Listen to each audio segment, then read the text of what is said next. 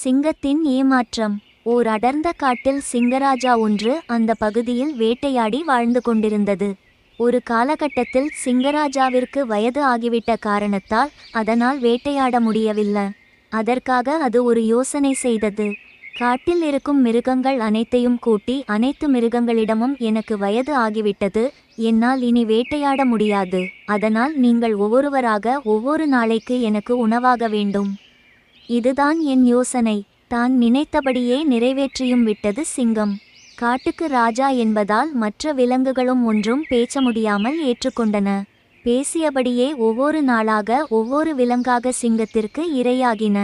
ஒரு நாள் நரியின் முறை வந்தது. அந்த நரி, இன்று நாம் சிங்கத்திற்கு உணவாக போகிறோமே என்ற வருத்தத்தில் சோகமாகவே இருந்தது.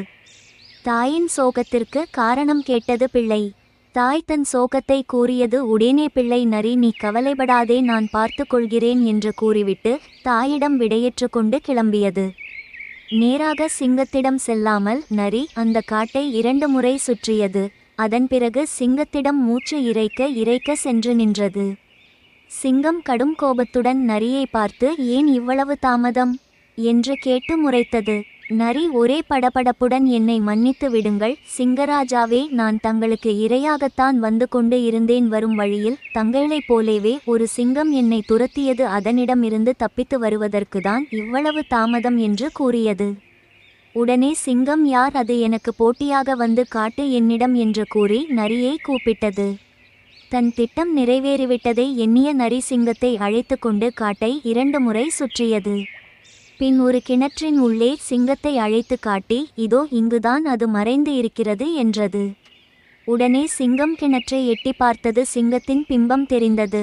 பிம்பத்தை தன் எதிரி என்று நினைத்து கர்ஜித்தது. அதன் எதிரொலி கேட்டதுதான் தாமதம். முட்டாள் சிங்கம் கிணற்றில் குதித்து உயிரை விட்டது. நரியின் தந்திரம் ஜெயித்துவிட்டது. அனைத்து விலங்குகளும் நரியை தூக்கி வைத்து கொண்டாடின.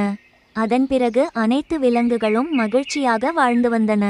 அனைவருக்கும் வணக்கம். இன்றைக்கு நீங்கள் சிங்கத்தின் ஏமாற்றம் கதை கேட்டீர்கள்.